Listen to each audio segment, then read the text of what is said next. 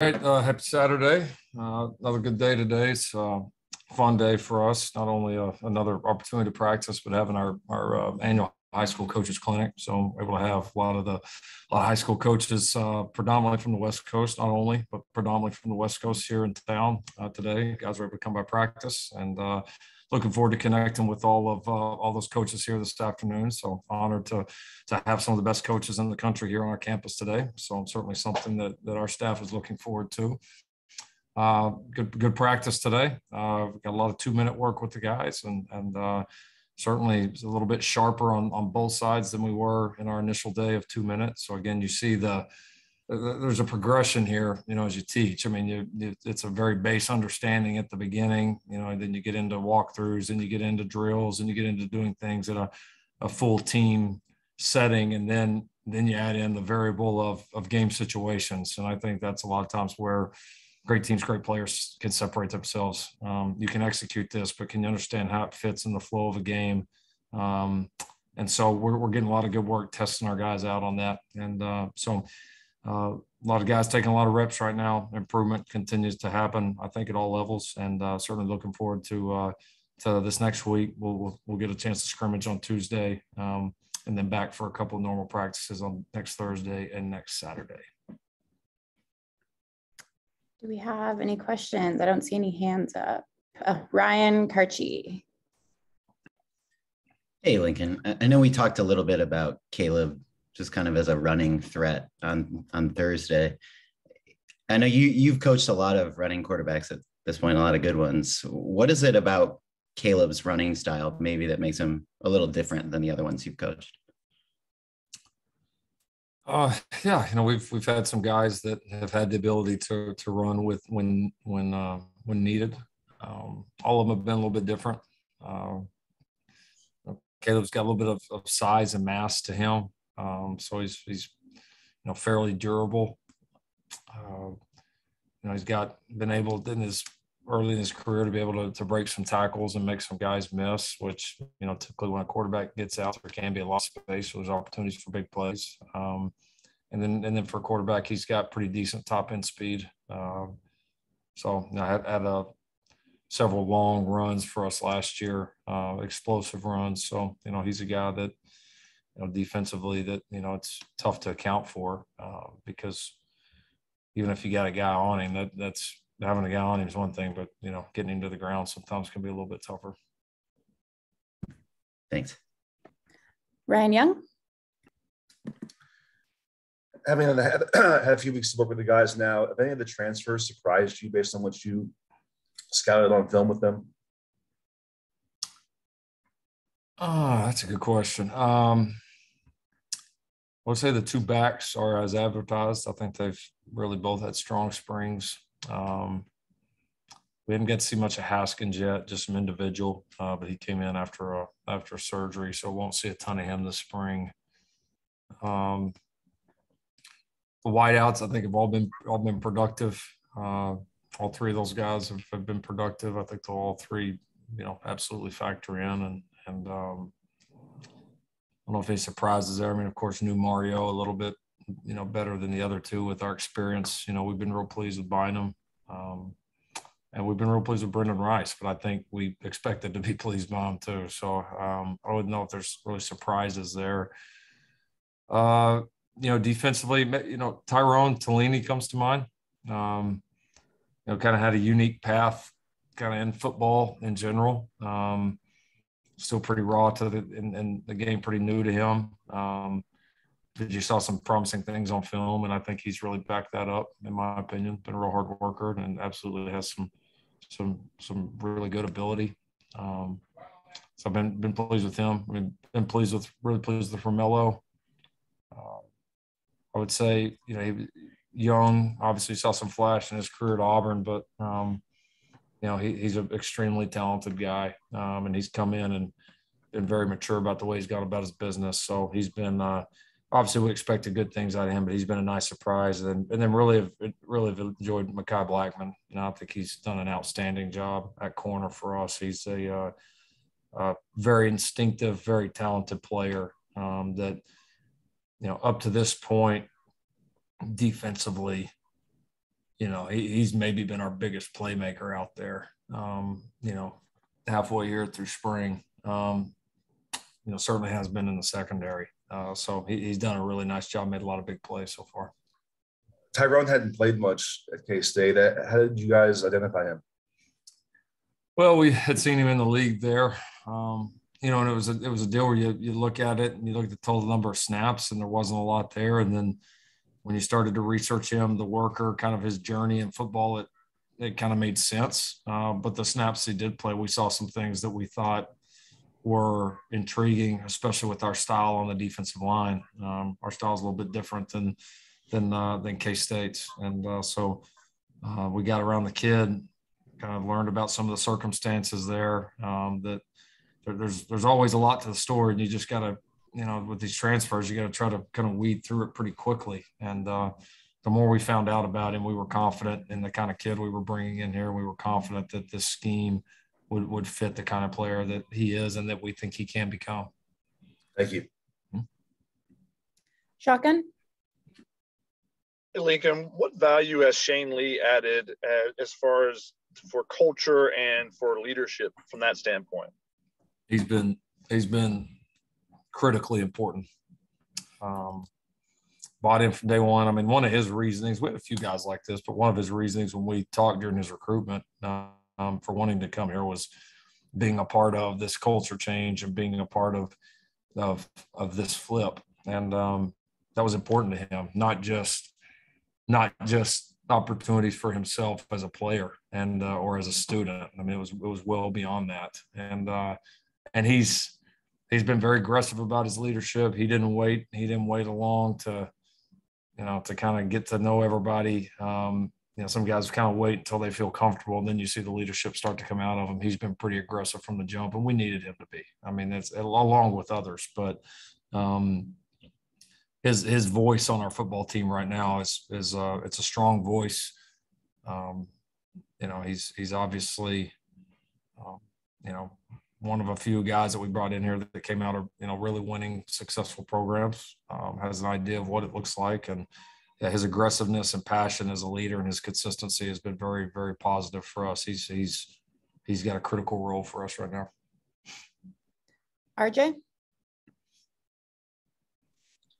Hey, Lincoln, Alex Grinch said this week that, at least in terms of the defensive backfield, it was more priority to get as many guys reps in as many different spots versus maybe finding a positional home for him. Mm-hmm. Has that attitude carried over on offense for you, maybe with wide receivers or any other positions on the team? Yeah, absolutely. We've got receivers training in a lot of spots. We're fortunate we've got some guys that are pretty smart football players that are able to, and we're pushing guys out of their comfort zones. Our backs and tight ends already do so much that kind of just comes naturally with the way that we run our offense. I mean, they've got to all do a little bit of everything regardless. So that training happens. We've got a few offensive linemen that we're double training at a few positions. We've been lucky through the first half of spring here to stay pretty healthy on the O-line. So we've been able to have 2 full groups, which has helped, but we are dual training a few of our guys. I think we've, positionally, some of that's come by design. Some of it, like in the secondary right now, we're pretty thin in terms of just numbers this spring. And so some of it has been out of necessity, but it's a great thing. We're not setting up to try to win a ball game in April. No, we're setting up to try to be as good as we possibly can be this fall, and all that dual training and all those reps will certainly pay off for these guys that are really grinding through right now. And then just someone specific, Solomon has been getting some time on the defensive line. Was that a happy accident, or is that something you guys have kind of been trying to work towards since you saw him? Yeah, no accidents. We've got a chance to watch him a little bit early in off season, and he's one of those guys that is a little bit of a tweener in terms of his size and what exactly is he. And we thought the skill set looked good on the defensive front, and he's done a good job. It's been nice to see him stay pretty healthy through spring. I know that's been there's been some issues there in the past, and I think he's handled that well. he's a great kid. He's very driven. He's worked really hard. You kind of know what you're going to get out of him every day. So it's been fun to see him there, and he's certainly made some plays, been very active. Thank you. Mm-hmm. Mark? Good morning, Coach.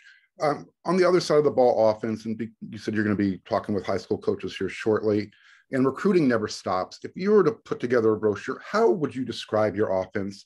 You know, it's been described as flashy, air raidish. How would you describe it? At the end, I mean, I hope at the end there's two words, that it's really good and really successful and wins a bunch of games. I mean, it's hard to say. I would say very versatile. It's probably a fair word. The air raid stuff came from all of our background at Texas Tech. Over the last 7 years, we've had the highest yards per carry of any college football team in the country. We've ran the ball at a high level for a long time. And so I don't know that air raid really fits anymore, to be honest. What we've tried to build is something that I think there's two parts of it for us. We want to find out what our best personnel is each year, and we want to attack with our strengths as much as we can. And then I think the other kind of goal for us is you want to build an offense that's able to win a lot of different ways. Can you move the ball down the field 80 yards with not much time left? Can you get in 4-minute mode and run out of clock against a tough opponent, not give their offense a chance to get it back? Can you pick up tough goal line plays? Can you convert on 3rd and long?